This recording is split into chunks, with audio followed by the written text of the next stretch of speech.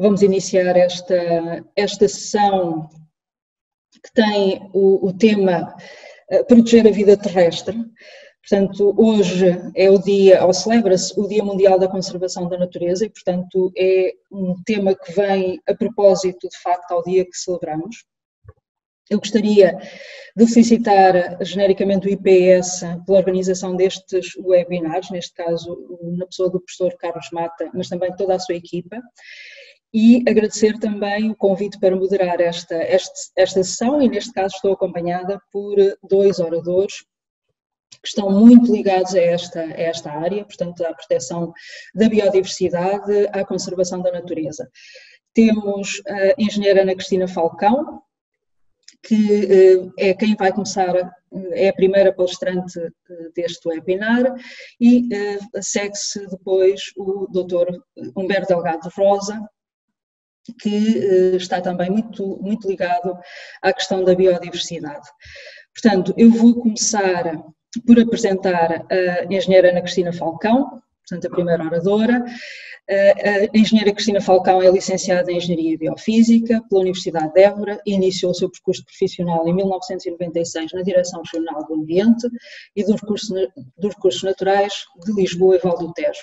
Em 2005 ingressou no Instituto da Conservação da Natureza e Biodiversidade, onde desempenhou funções técnicas na área da conservação da natureza e do ordenamento do território do Parque Natural do Sudoeste Alentejano e Costa Vicentina. Entre 2009 e 2012, ocupou o cargo de chefe de divisão do litoral na administração da região hidrográfica do Alentejo e, a partir de 2012, desempenhou funções técnicas na Reserva Natural do Estuário do Sado, tendo participado na elaboração do Plano Estratégico para a Aquacultura Portuguesa e acompanhado vários projetos de investigação de espécies na área do Estuário do Sado, entre as quais a ostra portuguesa, bem como na monitorização da população residente das oásis do Sado. E desde junho de 2019 desempenha funções de chefe de divisão das áreas classificadas e cogestão de áreas protegidas da Direção Regional da Conservação da Natureza e Florestas de Lisboa e Val do Tejo, do Instituto de Conservação da Natureza e Florestas. E, portanto, temos, neste caso, uma oradora que está, de facto, muito associada às questões da conservação da natureza e, portanto, o tema desta conversa será relacionado com o Parque Natural da Rábida, que completa hoje também 44 anos, portanto é o 44º aniversário, e eu vou passar a palavra então à engenheira Ana Cristina Falcão para dar início à sua palestra. Bom dia a todos. Em primeiro lugar, muito obrigada ao Instituto Politécnico pelo convite e por esta iniciativa, que eu acho que nesta fase que estamos todos a viver, realmente é uma boa oportunidade de passarmos juntos e falarmos um bocadinho sobre estes temas. É de facto, eu vou partilhar no ecrã uma apresentação, vou recorrer a ela, vamos ver se corre bem.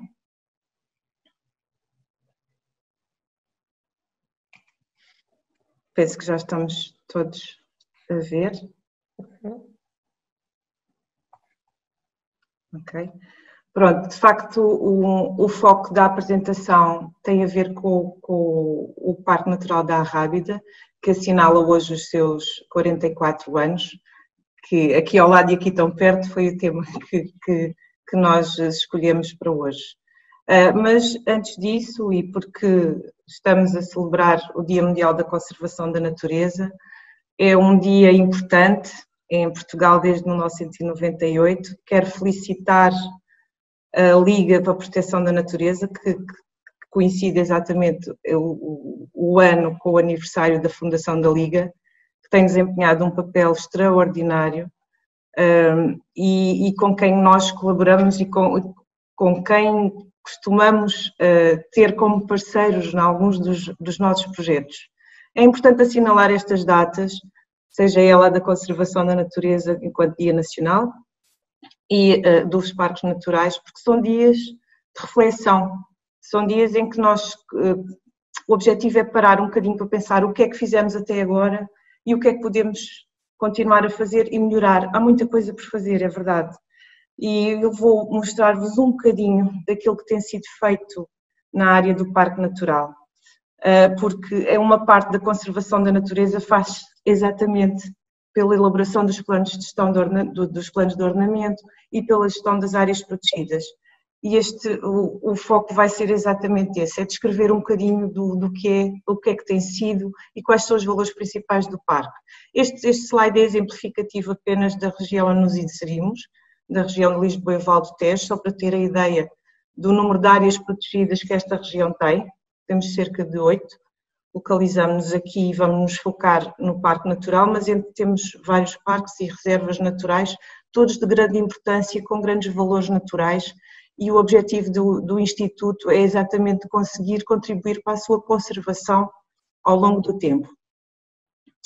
O Parque Natural da Arrábida, muito importante, muito emblemático, é um sítio maravilhoso, todos vós de certeza que o conhecem e convido todos aqueles que não o conhecem a visitar, porque de facto insere-se numa zona extraordinária, na Cordilheira da Arrábida, e o nome deve-se exatamente a isso. Portanto, a Arrábida, o nome Arrábida deve-se exatamente ao facto de estarmos na Cordilheira. Desde há muitos anos, e fui buscar a referência dos anos 40, que se iniciou as tentativas de proteção deste maciço. Portanto, porquê? Porque já nessa altura se verificava que era uma zona muito importante. Para termos noção da área, estamos a falar de um parque natural que tem uma parte terrestre e uma parte marítima, cerca de 12.000 hectares da parte terrestre e cerca de 5.000 na parte marítima. Foram classificados em alturas diferentes, o que hoje assinalamos é a parte, ao fim e ao cabo, a parte terrestre, foi em 1976 que foi criado. Abrange aqui 3 concelhos importantes, Setúbal, Palmela e Sesimbra, e o facto de ter sido criado não só o Parque Natural da Arrábida, mas também os outros parques, mas o objetivo da criação tem a ver exatamente com a proteção dos valores não só naturais, mas também os paisagísticos e os culturais, os históricos. Portanto, é todo um conjunto da fauna, da flora, da geologia e da paisagem e da parte cultural que constituem a proteção de uma área. E esta área, de facto, é emblemática e é muito importante. Aqui é só para termos noção da evolução da proteção, portanto, desde 1971 que foi aumentando a área de proteção, precisamente porque se investigou, porque temos a Academia desde sempre ligada às áreas protegidas, que nos dá o know-how, que nos dá o conhecimento e que vamos descobrindo ao longo dos anos que temos cada vez mais espécies e mais valores a proteger. E, portanto, chegamos a desde 71 até 2003, a uma extensão da área. É claro que tudo isto se deve à raridade e aos exemplos que nós vamos ter tido, e eu vou falar neles um bocadinho à frente, das espécies que temos aqui. Mas tem a ver, sobretudo, com o estado da conservação dos habitats. Portanto, quanto melhor estivermos os habitats conservados, mais espécies temos e mais valores temos.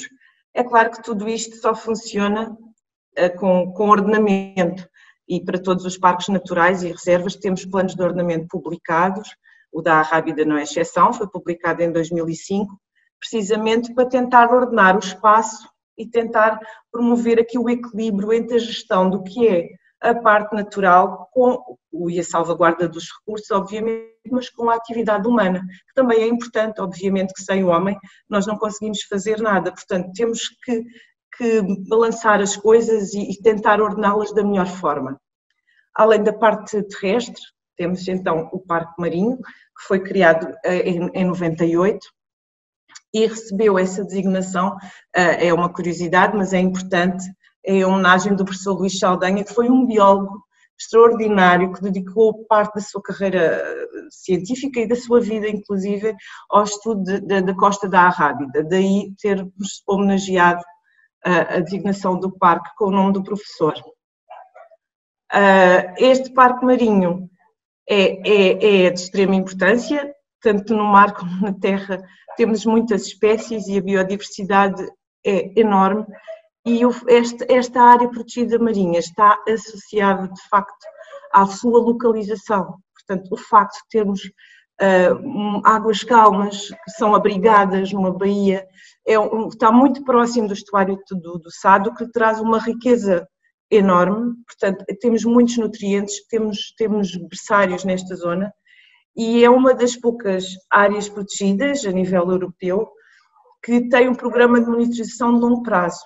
Portanto, desde 2006, que através de um projeto LIFE foi criado o projeto Biomares, temos o apoio da Academia, do ISPA, do CCMAR, e temos tido uma evolução de conhecimento desde essa data. Atualmente não temos um LIFE, temos um POCUR a apoiar e temos uma quantidade de cientistas associados ao Parque Marinho que tem sido muito importante e nos tem dado tanto gosto de trabalhar com eles.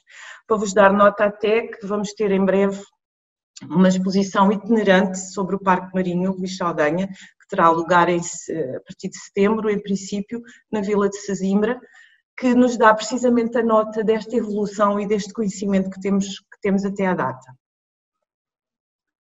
Assim como há o plano de ordenamento da parte terrestre, obviamente que também temos da parte marinha, isto é meramente exemplificativo, assim como mostrei o outro slide do ordenamento terrestre, esta é a parte marinha, onde temos também as zonas de proteção total, que são aquelas as mais valiosas, digamos que temos mais riqueza e que temos que ter um maior cuidado de quem entra, ou seja, são zonas que, de acordo com os planos, quer da parte terrestre ou marinha, só são visitadas por caráter excepcional, científico ou questões muito excepcionais, ou questões de fiscalização, e depois a proteção vai sendo diferente ao longo da costa.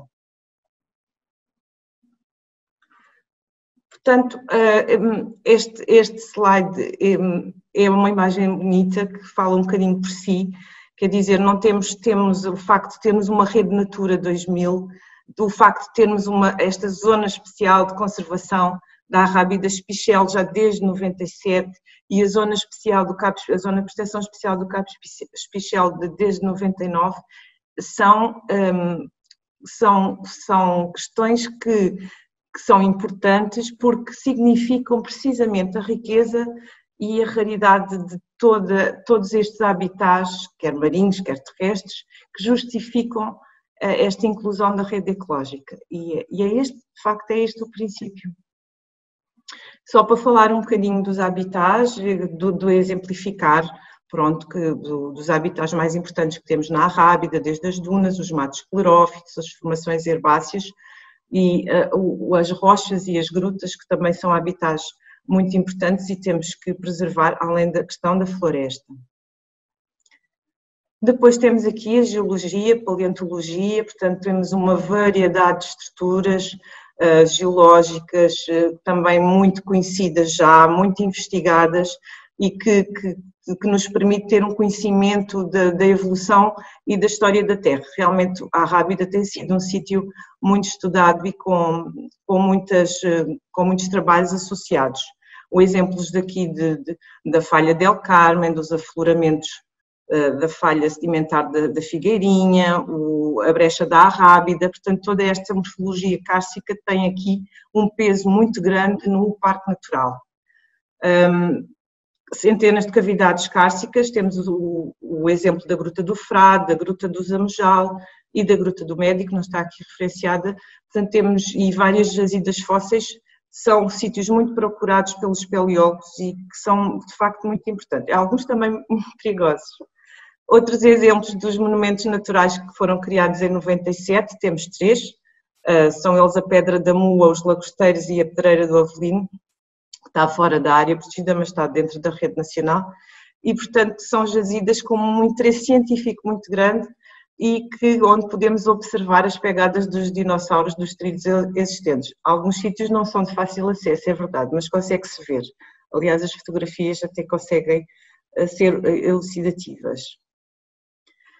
A flora, pronto, cá está. A flora é o ex-libris quase deste parque natural, que foi realmente classificado, dada a grande importância da flora, não só, mas também é realmente um peso muito importante, só para termos ideia que se encontram inventariadas estas espécies, mas correspondem a 40% da flora portuguesa. Isto é muito significativo numa área protegida. E depois, quando conseguimos identificar que 90 têm um património genético associado, é destacar e é de dar, de facto, muita importância.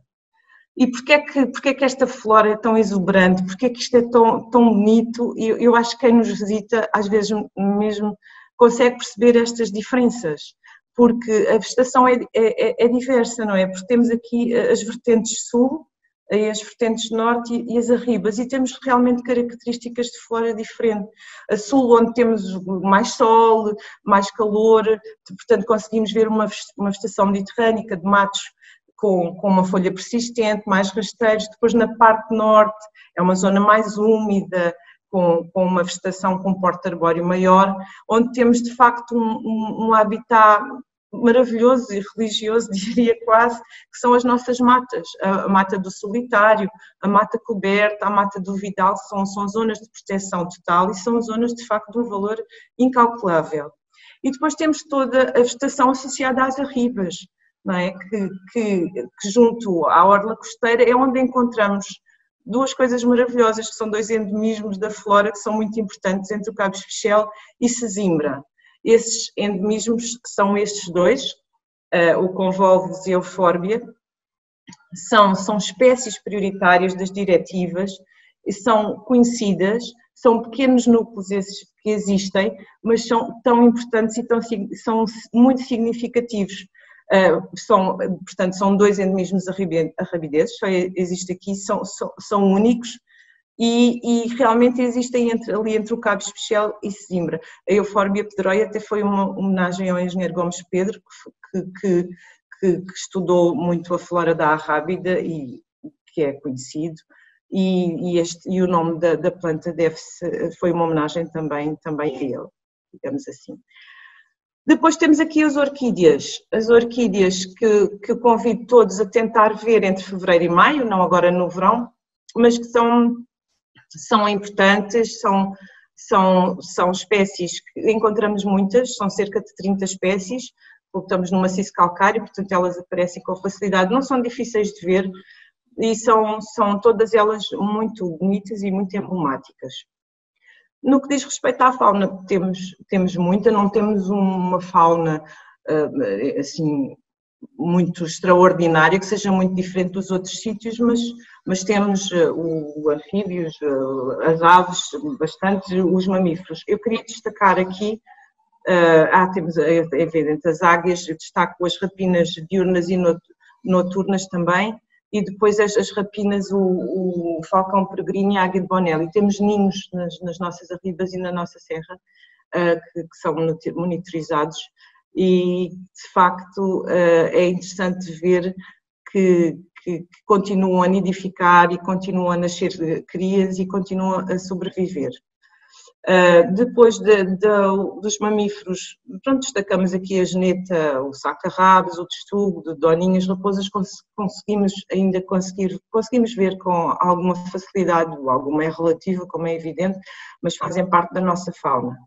Os morcegos, só destacar que temos estas 7 espécies de morcegos protegidas, existem nas nossas grutas, são monitorizadas e acompanhadas pelo Instituto e também são objeto de projetos e de investigação pela nossa academia. Assim como há as endémicas da flora, também temos as endémicas da fauna. Destaco estes dois, é uma aranha cavernícola muito pequenina, é a mais pequenina da Europa, que existe nas grutas, assim como o caracol. Esta Candidula tubalensis são animais muito pequeninos, só para ter a ideia, a concha do caracol é inferior a 10 milímetros de diâmetro e, portanto, são alguns endemismos que existem aqui na Arrábida.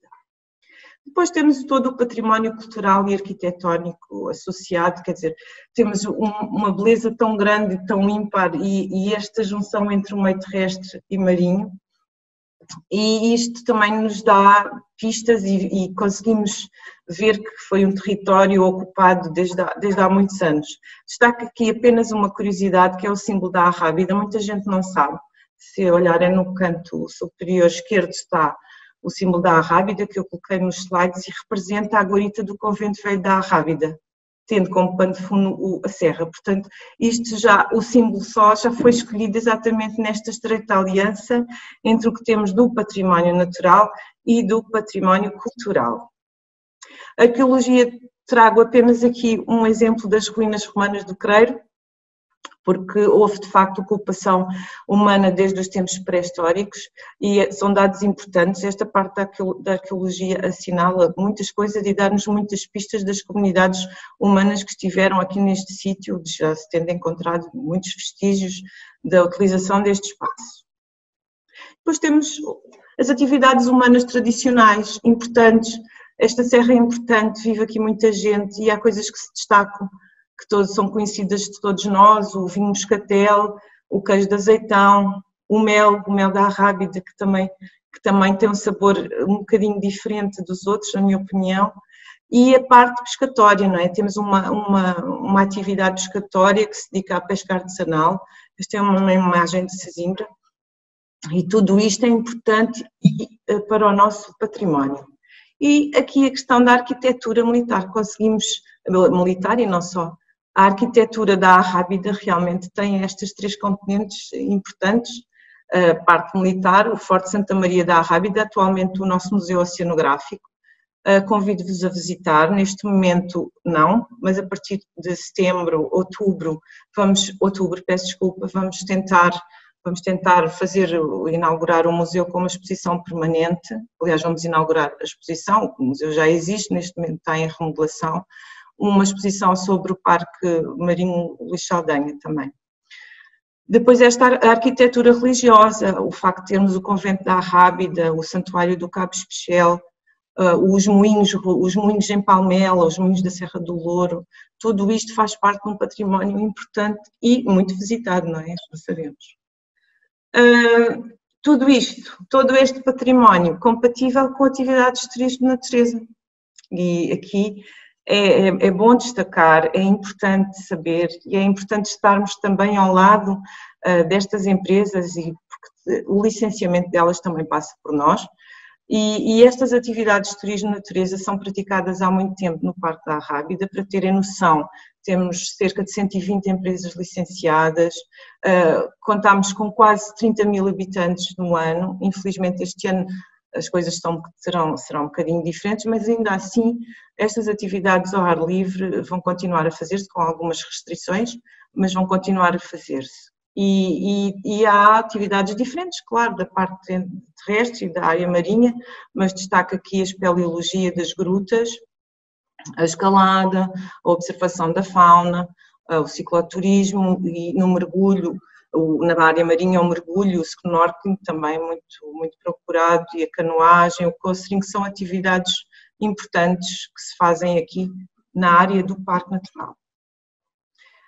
Ao fim e ao cabo é isto, portanto a mensagem que quero passar é realmente esta estreita aliança entre o património natural e cultural e as atividades humanas. Portanto temos que procurar manter estes habitats tão importantes que nós temos e as nossas espécies indígenas, que a pouco e pouco foram desaparecendo, mas que nós, com o nosso trabalho e com o envolvimento de todos e de todos os parceiros, tentamos melhorá-las e fazer com que não se percam ao longo do tempo.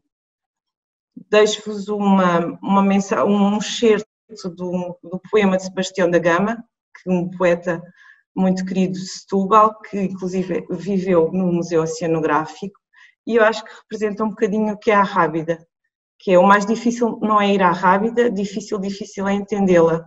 Vá sozinho, suba ao convento, que é onde o espírito da serra converge e como que ganha forma. Experimente como afinal é fácil estar a só com Deus. Muito obrigada, foi um prazer estar convosco, disponham. Obrigada. Obrigada, Gerana. Ora bem, nós temos já algumas questões aqui através do chat, mas eu proponho fazermos este debate no final, okay? Portanto, depois dos dois oradores terem terminado as suas apresentações, faremos este debate em conjunto, até porque algumas questões depois podem ser também comentadas pelos dois em conjunto, e sendo assim eu passava já para o Dr. Humberto Delgado Rosa, que, do ponto de vista do seu percurso, neste momento é o diretor para o Capital Natural na Direção-Geral do Ambiente da Comissão Europeia. Portanto, isto decorre já desde novembro de 2015. No entanto, antes disso, foi diretor para a Adaptação e Tecnologia de Baixo Carbono da Direção-Geral da Ação Climática, tem experiência relevante em política de ambiente europeia e internacional, especialmente quanto à biodiversidade e alterações climáticas. Foi secretário de Estado do Ambiente de 2005 a 2011 e, anteriormente, de 1995 a 2002, foi assessor para assuntos do ambiente junto do gabinete do Primeiro-Ministro. É doutorado em Biologia Evolutiva e licenciado em Biologia pela Faculdade de Ciências da Universidade de Lisboa, portanto é um colega biólogo também. Eu dou as boas-vindas então ao Dr. Humberto Delgado Rosa.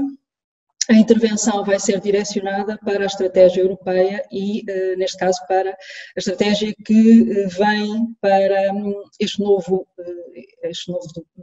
estes próximos 10 anos, portanto, a biodiversidade 2030. Portanto, passo a palavra então ao Dr. Humberto Delgado Rosa. Muito obrigado. Obrigado também pelo convite e por esta oportunidade. Eu devo dizer que gostei muito de ouvir esta apresentação sobre o Parque da Rábida, porque me lembrou que já tenho também uma certa história biográfica e realmente estava eu em funções de Estado do Ambiente quando o plano de ordenamento foi aprovado. Lembro muito bem das polémicas, quer em terra, quer no mar. Mergulhei na Rábida com o professor Luís Saldanha, porque fui estudante dele, e lembro-me também de mais tarde ter mergulhado com colegas a propósito do projeto Biomares e de replantar a pradaria marinha no Portinho da Rábida. Portanto, todo este tema me diz bastante, mas de facto quero usar a minha intervenção para vos trazer agora para uma análise mais, enfim, europeia e global do que é que se passa com a biodiversidade.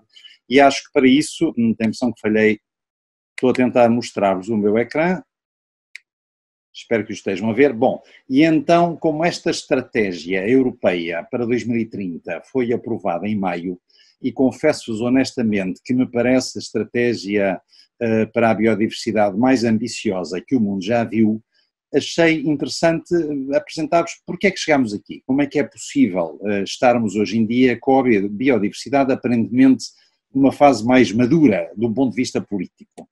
Ora bem, a primeira coisa temos este contexto do European Green Deal. O primeiro dado que eu chamava a atenção sobre o Green Deal é que, embora ele está vastamente centrado no problema magno das alterações climáticas, mas além de cobrir vários outros temas, como está aqui, lamento a minha apresentação, tem umas partes em inglês, ele trata a biodiversidade de uma forma especial, porque trata de alguma forma como ao mesmo nível de importância que as alterações climáticas.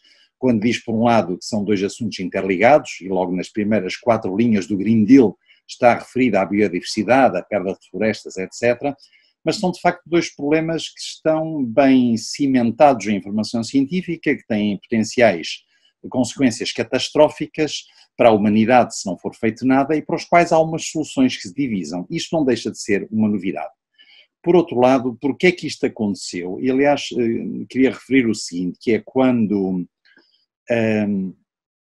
começou a Comissão Europeia anterior a esta, estávamos em plena sequência da crise económica e financeira e todas as prioridades era jobs and growth, era emprego e crescimento económico. Quando chega esta nova Comissão, a prioridade é ambiente, incluindo clima e biodiversidade. Porque como é que a biodiversidade chegou lá? Bem, a explicação do meu ponto de vista é, por um lado, há a ciência, e os dados que estão aqui vêm do painel intergovernamental para a biodiversidade e serviços de ecossistemas, portanto é um facto que há uma perda gritante de biodiversidade, são bem conhecidas as suas origens. Quando este relatório do IPBES saiu em 2019, saiu na imprensa mundial que 1 milhão de espécies estavam em risco de extinção, e isto foi um primeiro bater na cabeça da opinião pública, que é o que determina a política, no fundo. E, portanto, de alguma forma, alguns fatores que são científicos, há factos que vão coincidindo com a percepção dos factos da opinião pública através de certos elementos, como por exemplo o grande declínio de insetos na Europa e noutros locais, ou por exemplo o plástico nos oceanos afetando a vida marinha. Em todo o caso, conhecemos bem as causas, quer diretas e indiretas. Claro que uma estratégia de biodiversidade teria que, para ser ambiciosa, teria que dar resposta não a tudo, porque a demografia, por exemplo, está para lá de uma estratégia de biodiversidade, mas quanto aos fatores diretos de perda, sim senhor, já me referirei a eles outra vez. Queria também chamar a atenção, outra razão é esta, é que está muito claro que nós, seres humanos, dependemos da biodiversidade, não é a nossa civilização tecnológica que altera isso, precisamos dela para alimentos, para água, para ar, para tudo. A economia humana depende da natureza e biodiversidade, e quem o diz não são só ambientalistas ou cientistas, o próprio Fórum Económico Mundial tem posto isso em evidência.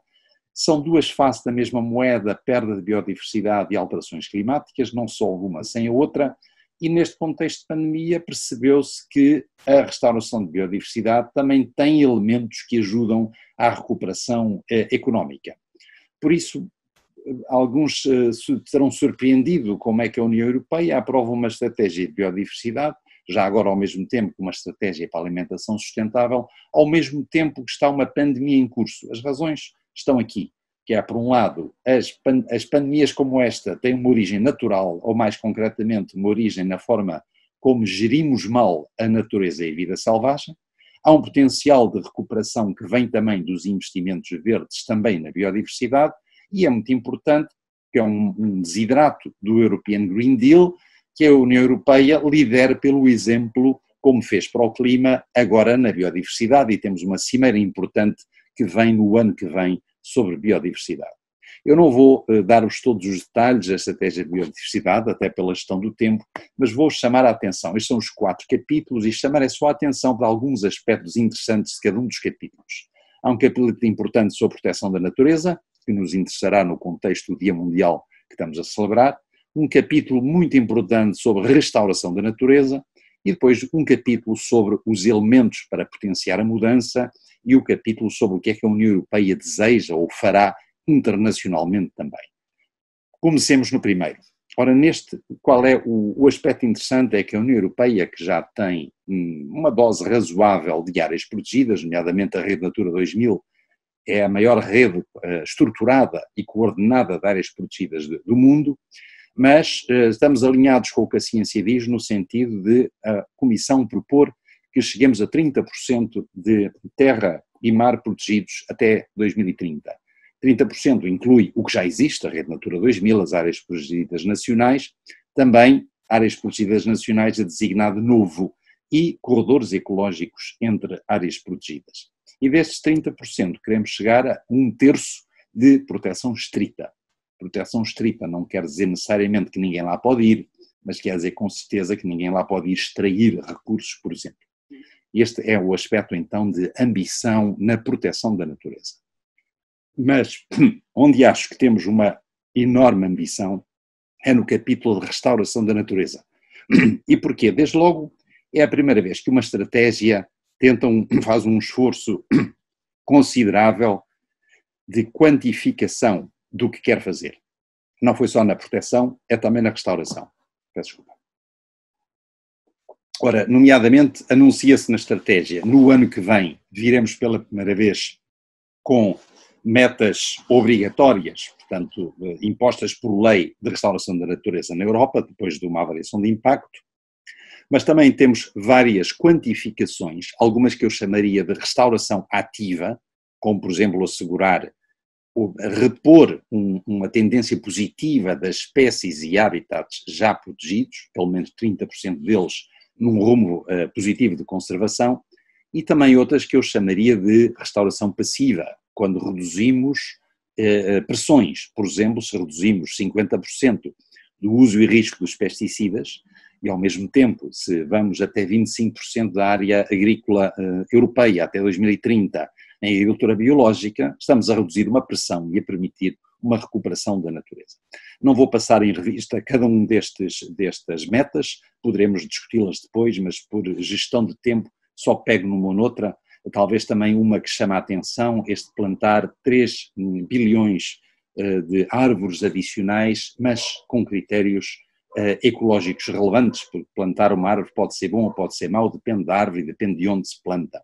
E também reverter o declínio de polinizadores que entraram na política, como eu disse, chamando a atenção das pessoas para algo que está errado no nosso mundo rural. Também os objetivos que aqui chamava a atenção, um que chama muito a atenção é esta restauração de 25 mil quilómetros de rios europeus livres de barreiras. Isto não é muito, é 1,5% dos rios europeus, onde sabemos que há muitas barreiras hoje obsoletas, ou também este último objetivo de reduzir o impacto no meio marinho, seja reduzir o impacto nos fundos marinhos, nomeadamente por certos artes de pesca, também reduzir a pesca acessória, a captura acessória de espécies protegidas e chegar a maximum sustainable yield, portanto entrarmos na sustentabilidade das capturas, também algo que está lá bem instituído. Não vou perder muito tempo, embora não seja pouco importante, nestes capítulos, subcapítulos sobre como promover a alteração, nomeadamente há lá disposições relevantes sobre uma nova governança com os Estados-membros, sobre financiamento e como o obter, envolver empresas, também um enfoque muito grande nas chamadas soluções baseadas na natureza para fins diversos, desde climáticos a de produção agrícola, todos eles estão lá cobertos na estratégia. E temos um capítulo que diz o que quer a União Europeia internacionalmente. Claro que nós não queremos impor as nossas metas aos outros, mas queremos, isso sim, que todo o mundo se ponha de acordo em ter metas quantificadas que abordem as cinco principais causas de perda, que são, e por ordem, a alteração do uso do solo e do mar, a exploração direta, as alterações climáticas, a poluição de todos os tipos e as espécies exóticas e invasoras, e queremos, com o exemplo que damos, chamar a atenção do que tem que ser feito num acordo mundial. Também mobilizaremos a nossa diplomacia, temos disposições relevantes sobre política comercial, política de cooperação internacional, sobre governação do oceano, tudo isto, se quiserem ler as 20 e poucas páginas da estratégia, lá encontrarão. Só que chama a atenção neste slide, é só para chamar a atenção, esta é a proposta da Comissão Europeia. Falta, claro está, o apoio dos Estados-membros e do Parlamento, que esperamos obter, assim como de outros comitês, Comitê das Regiões, etc., isto a caminho de uma agenda internacional importante que lá vem sobre biodiversidade, e creio que o meu último slide é de agradecer a vossa atenção e estar sobretudo aberto para debater este e qualquer outro assunto, quer da estratégia europeia e da situação mundial e europeia, mas também do que antes ouvimos sobre a importância da biodiversidade para Portugal. Obrigado, vou deixar a minha apresentação e devolvo o ecrã. Muito obrigada, Dr. Humberto. Portanto, agora eu passaria então a palavra à assistência. Nós temos uma pergunta no chat, eu vou ler, tenho a impressão que é dirigida, neste caso, para a engenheira Ana. Portanto, a pergunta é: qual o impacto do aprofundamento do estuário do Sado sobre a biodiversidade do Parque Natural da Rábida? Portanto, eu penso que isto tem a ver um pouco com as dragagens, portanto, com os fenómenos que estão previstos ou que irão ocorrer no rio. E depois, a pergunta seguinte, portanto, isto são duas questões feitas por uma participante, pela Lunda.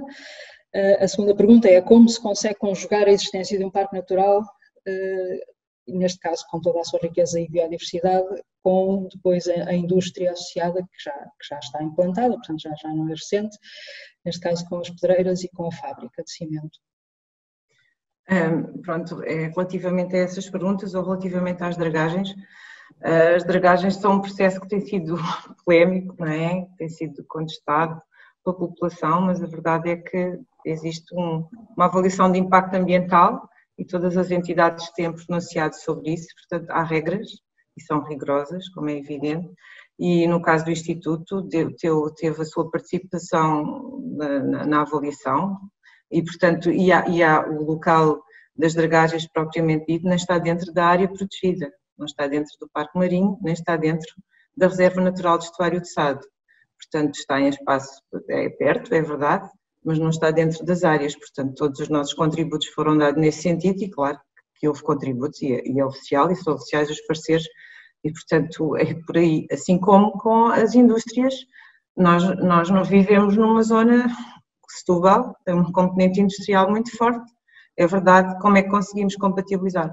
Conseguimos com estudos, com questões legais, não é? Temos diplomas legais que permitem que haja restrições, que haja regras e que haja compensações no âmbito das avaliações, e é por aí que vamos, não é? Conseguimos compatibilizar, claro que sim. Seria melhor não termos, pois com certeza que seria melhor para a proteção da natureza não termos indústria, mas a verdade é que vivemos todos cá e a atividade económica existe e, portanto, temos é que tentar casar as duas coisas, não é?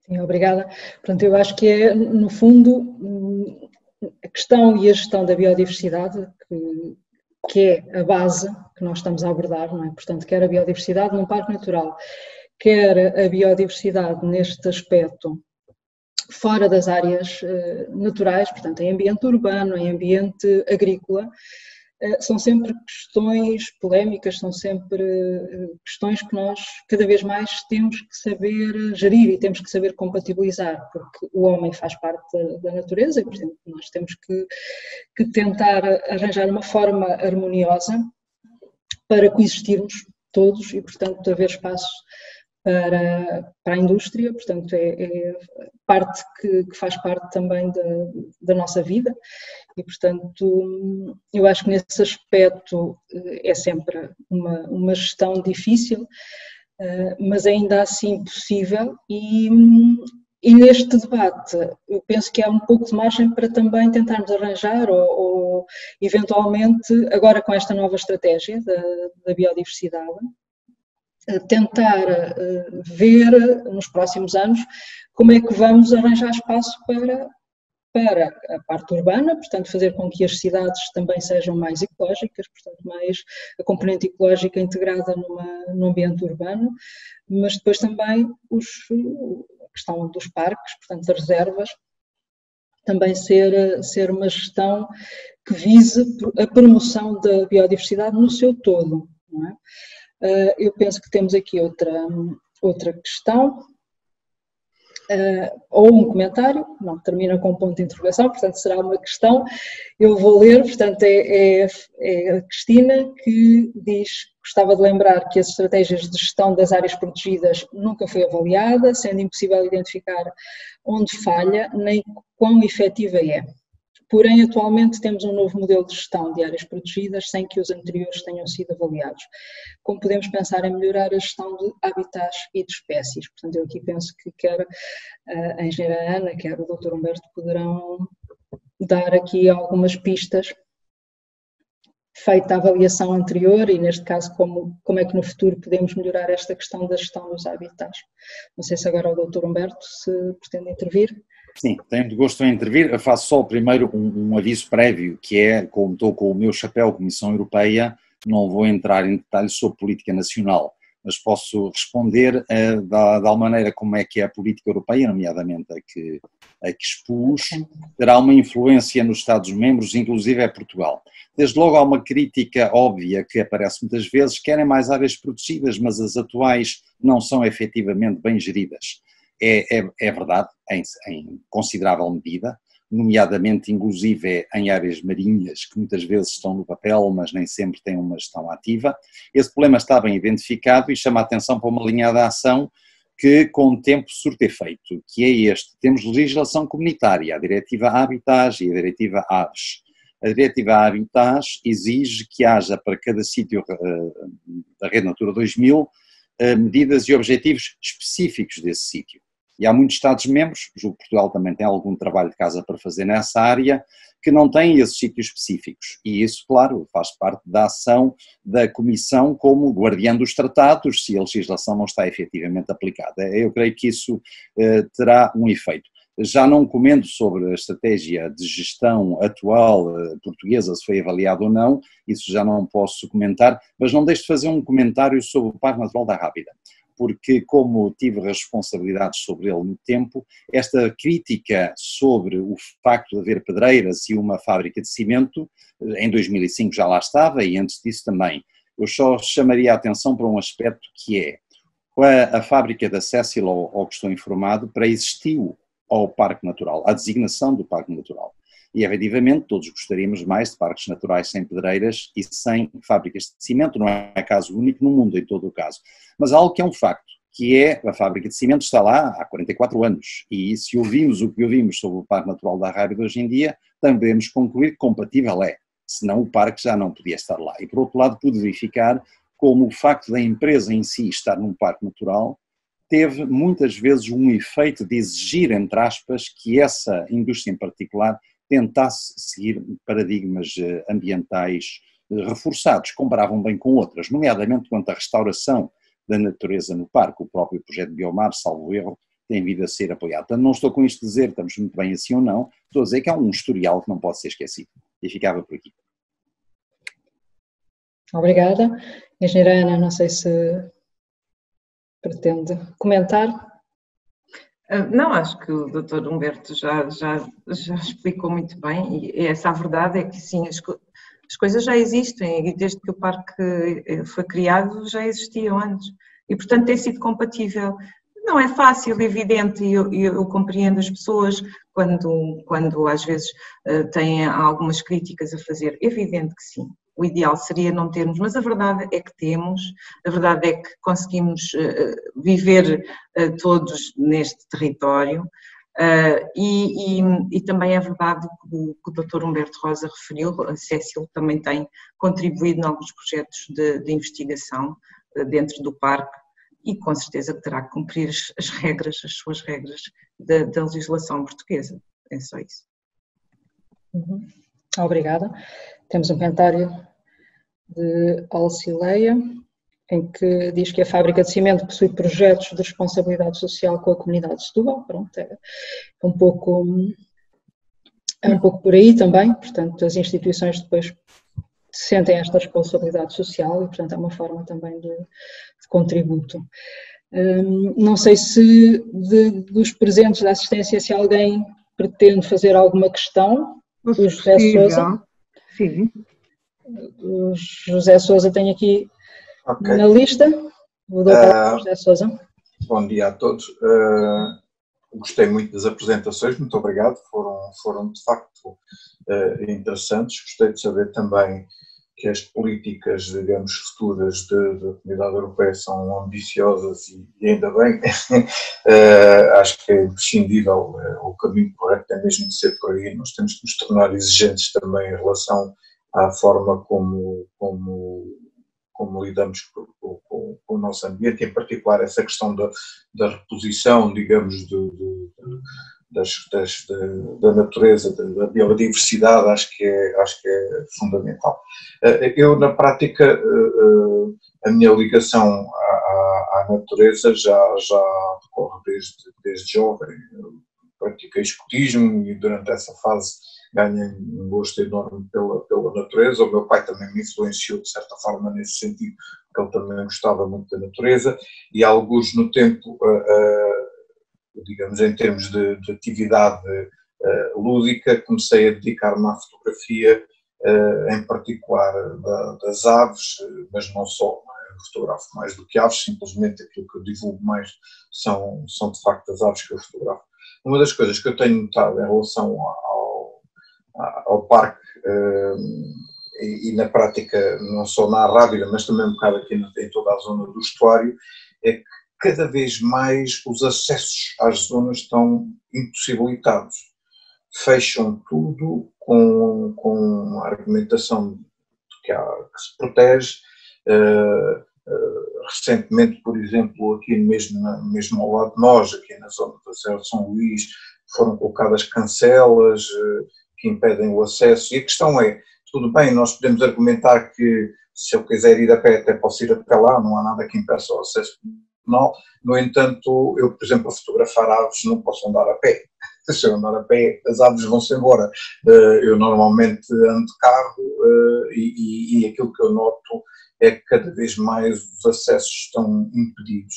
Há algum plano, digamos assim, ou prevê-se alguma forma de facilitar os acessos por veículos nestas zonas ainda mais naturais e que permitam este tipo de exploração, até porque mesmo mesmo a argumentação, por exemplo, fotografar as orquídeas também já as fotografei, acho que se não todas, pelo menos praticamente todas as espécies que nós temos aqui na Arrábida.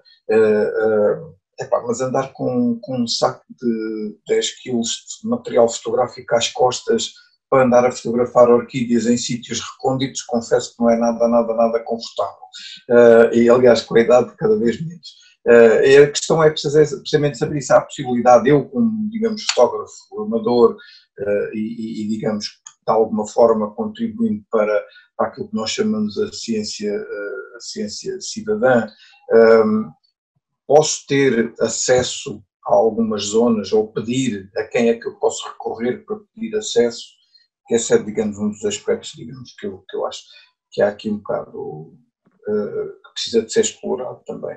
O outro aspecto também tem a ver com o seguinte, no caso das orquídeas em particular, eu tenho-me apercebido, e isto realmente é a tal questão do pau de dois bicos, eu tenho feito desde praticamente o princípio que evito divulgar o local onde eu fotografo as espécies de orquídeas, porque tenho-me apercebido que sempre que aparece alguém a colocar uma fotografia de uma orquídea ligeiramente diferente, porque tem uma alteração cromática ou qualquer coisa assim do género, há uma certa tendência para essa orquídea desaparecer.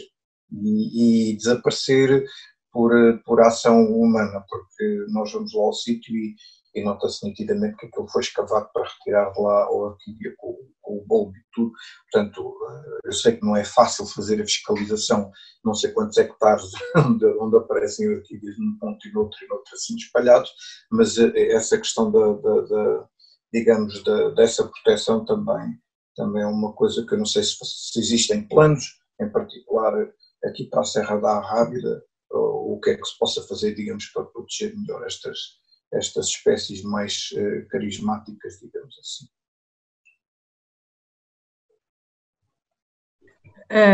É assim, José, em relação aos acessos, portanto, não nos podemos esquecer que o Parque Natural da Arrábida, mais de 90% é propriedade privada, não é? E, portanto, quase, se calhar, 99% é propriedade privada. E, portanto, aquilo que nós temos tentado ao longo deste tempo, e continuamos a tentar, até temos um projeto a correr, um POC nesse sentido, é termos alguns percursos marcados, termos a autorização dos proprietários para facilitar o acesso das pessoas. A verdade é que isto não é fácil. Não é fácil, e há sítios, é verdade, onde há cancelas, onde os proprietários não querem que as pessoas tenham acesso ou querem que passem ao lado, ou seja, não passem com os carros. Eu percebo a sua dificuldade quando diz que quando precisa de fotografar é difícil andar com material às costas, mas a verdade é esta, e o problema é só este, tem a ver com as propriedades serem privadas. O esforço tem sido grande. E os proprietários também se defendem, dizem, as pessoas até podem passar, mas a pé, não de carro. Pronto. É uma dificuldade, vamos tentar, através deste projeto POC, ter mais percursos, a grande rota e a pequena rota, e esses percursos podem ser, obviamente, aproveitados para outras coisas, não só para os passeios pedestres, mas para fazer fotografia e outro tipo de observação.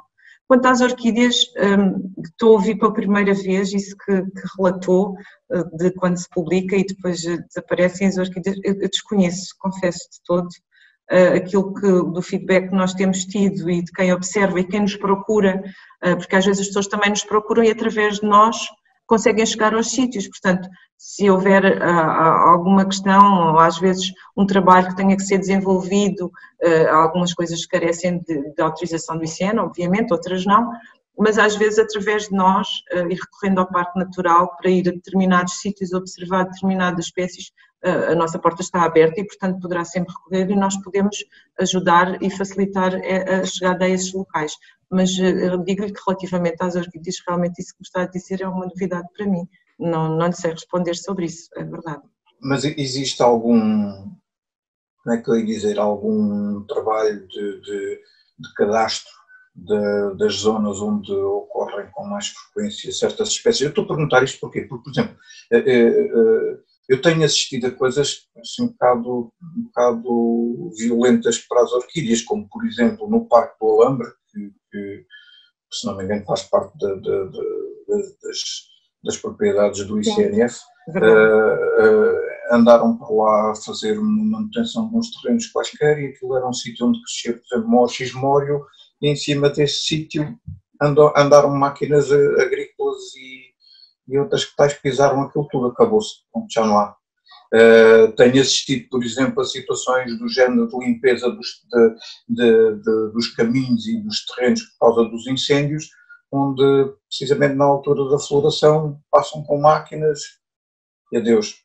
E há assim uma série de sítios onde eu já me tenho percebido que algumas espécies de orquídeas, que as nossas orquídeas, não, tirando umas ou outras espécies que têm, assim, digamos, uma área geográfica razoavelmente grande, a maior parte delas são nichos muito pequeninos. Pois Quando eu digo pequeninos, são poucos metros quadrados.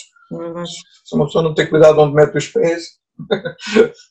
Pois, a verdade é que depois quem faz esses trabalhos muitas vezes não casa com as equipas que conhecem o terreno e conhecem essas espécies, e se calhar aí há uma falha de comunicação entre a parte da conservação e depois a parte operacional da gestão da floresta. E eu acho que isso temos que melhorar. É um facto, já tem acontecido, em prol de uma coisa destrói-se outra, e se calhar é preciso fazer aí um trabalho mais de casa para tentar envolver todas as pessoas que conhecem melhor essas áreas e as espécies que existem nessas áreas antes de proceder ao corte das outras espécies florestais, que também é importante porque temos que fazer essa salvaguarda do território por causa dos incêndios, mas de facto é uma chamada de atenção, sim. Ok, naquilo que dependa de mim, se precisar ainda de minha ajuda para identificar alguns sítios obrigada. que eu já conheço. Obrigada, José. Obrigada. Sim, senhora, muito obrigada. Obrigada, José. Queria perguntar então se há mais questões, se mais alguém quer dirigir alguma questão aos oradores. Portanto, aqui no chat temos entre um comentário ou questões, portanto, tem a ver, claro, com temas quentes da atualidade, nomeadamente, portanto, vai um pouco novamente para a questão das pedreiras, mas depois a questão da reserva da biosfera da Unesco, que existe na zona de Montalegre, e, portanto, com a questão da licença de exploração do lítio, e, portanto, com a aposta atual da produção futura de hidrogênio, poderá a aposta no lítio ser abandonada? E estas energias são não só estratégias nacionais, mas sobretudo europeias. Portanto, eu não sei se o Dr. Humberto pretende dar aqui alguma chega a este comentário, a estas dúvidas, a estas questões. Sim, faço dois comentários. Primeiro, sobre pedreiras em parques naturais, ainda acrescentaria isto. Claro que um aspecto é conter uma expansão excessiva, nomeadamente se um parque está em terreno calcário e todo o calcário fosse explorado, não havia parque, como é óbvio. Mas o que eu diria é que as pedreiras, à medida que são exploradas, podem efetivamente ser recuperadas e, em alguns casos, até aumentando a diversidade de habitats. Não estou a falar da Rábida em concreto, mas já o vi noutros sítios. Portanto, é o comentário genérico que faço, como de alguma forma têm de ser genéricos os meus comentários. Na questão hidrogênio e lítio, não comento a estratégia nacional, é uma opção legítima do governo português. Devo dizer que sim, senhor, a aposta no hidrogênio é uma estratégia europeia e é por muito boas razões. É que o hidrogênio, desde que seja de origem renovável, tem um potencial enorme de racionalizar servir quase como um transportador de energia e poder gerar, por exemplo, na mobilidade, soluções porventura até mais eficazes do que as que dependem de uma enorme bateria a ser carregada. Não me parece que seja uma estratégia alternativa à necessidade de lítio para vários equipamentos, o que não tenho opinião a dar sobre onde exatamente é que o lítio é explorado ou deixa de ser. Não parece que seja uma alternativa, mas efetivamente é uma nova área que ainda carece de desenvolvimento e por isso mesmo, claro, ainda não está madura, por isso é que é estratégica e importante. Tenho visto algumas críticas à expansão do hidrogênio por não estar maduro, que me parece às vezes um pouco desajustado. É por isso mesmo que se faz uma aposta e creio que a Europa e Portugal também podem beneficiar com ela. Muito obrigada. Mais questões?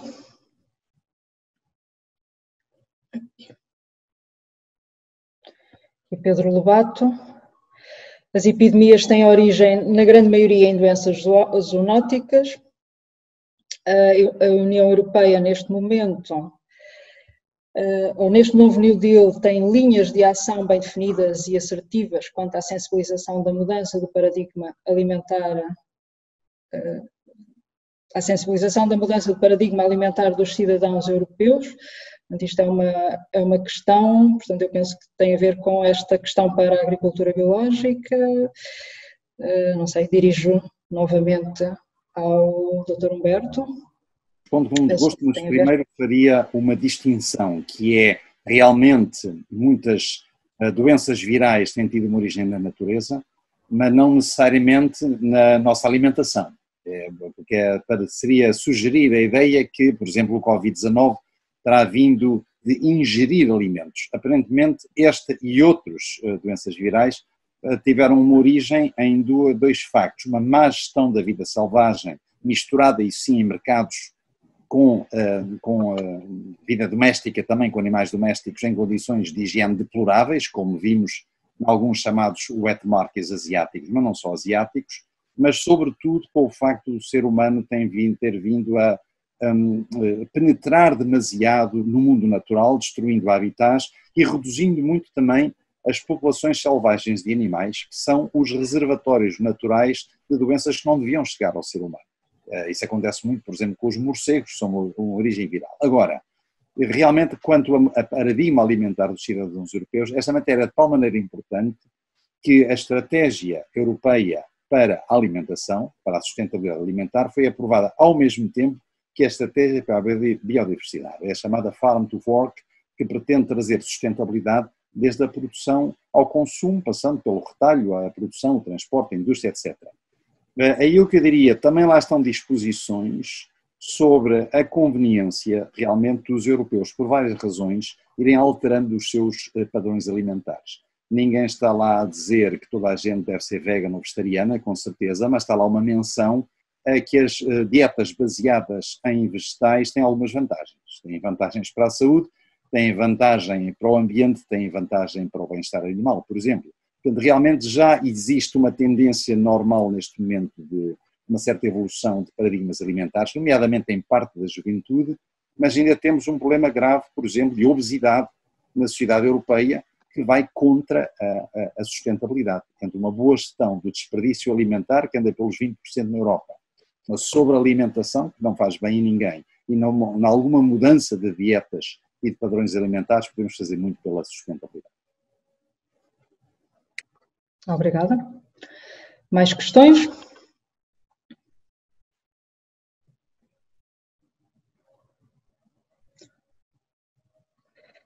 Portanto, através do chat não há mais questões. Portanto, eu tenho uma última curiosidade e, portanto, para encerrarmos, para não ultrapassarmos muito aqui das 11h15, portanto, aqui o quarto de hora académico, tenho aqui uma questão, ou gostaria de um comentário, portanto, um comentário integrador. Isto tem a ver também com a biodiversidade. Portanto, nós sabemos que as áreas protegidas, quer seja os parques, as reservas, portanto, têm focos de biodiversidade que são importantes conservar.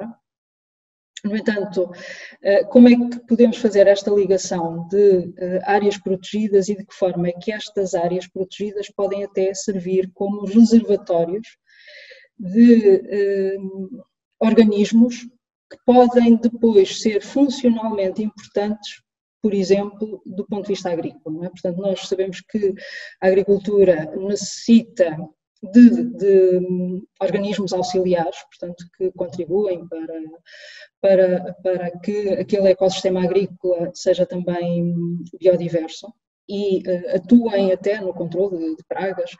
Portanto, como é que nós podemos juntar estas reservas e fazer com que, por exemplo, as áreas agrícolas possam ser também elas mais diversas? Isto tem muito a ver aqui com os objetivos da estratégia da biodiversidade, não é? Portanto, há esta questão dos polinizadores, reduzir a poluição. Portanto, reduzir a poluição passa também por tornarmos, por via dos organismos que existem nos habitats, torná-los funcionalmente importantes para aquele habitat.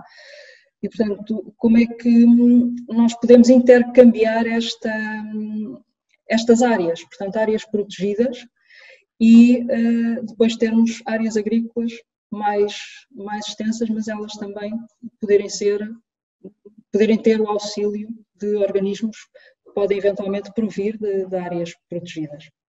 Portanto, e atuarem funcionalmente naquela área.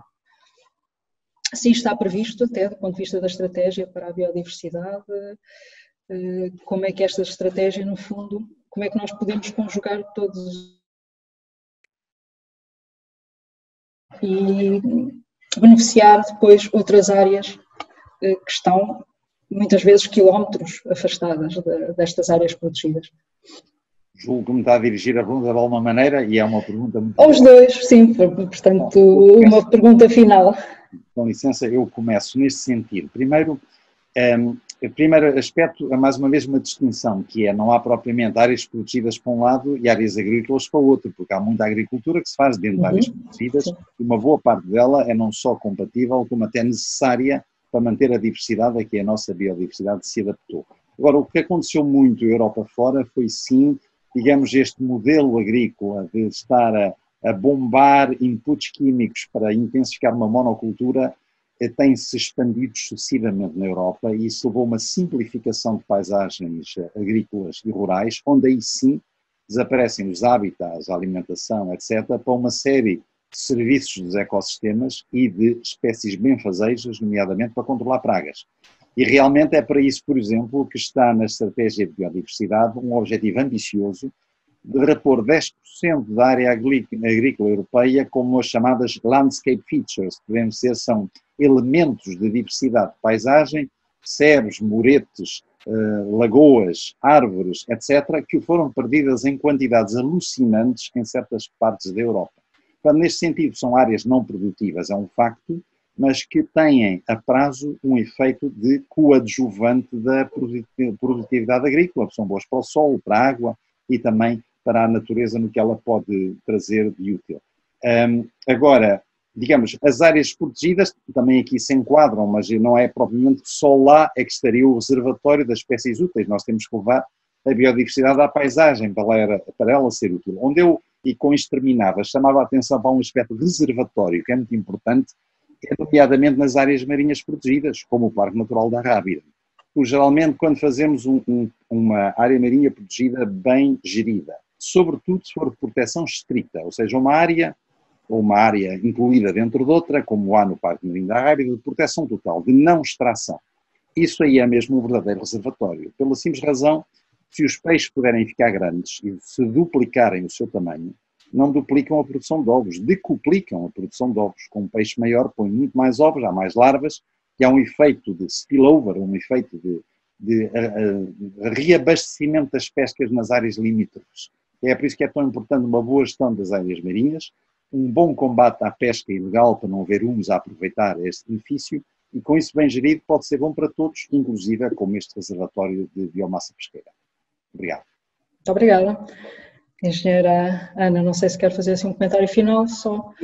A verdade é que a parte agrícola é compatível com as áreas protegidas e temos aqui os exemplos, quer no Parque da Rábida e quer na Reserva Natural do Estuário do Sado. Temos grandes extensões de arrozais, não é? E não só, e na Rábida temos vinha e também temos a parte da pastorícia. Portanto, tudo isso é compatível.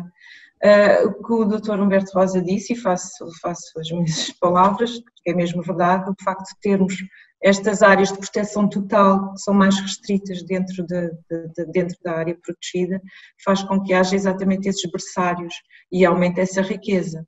O mesmo se passa quer na Rábida, quer no estuário, temos áreas de facto onde são autênticos berçários e isso aumenta muito a biodiversidade e a quantidade. E, portanto, isso vai acabar por beneficiar todas as atividades que estão ligadas a essa área. E basicamente é isso, é esse o objetivo, ao fim e ao cabo. Muito obrigada. Portanto, eu penso que em termos de sessão, a sessão foi extremamente interessante.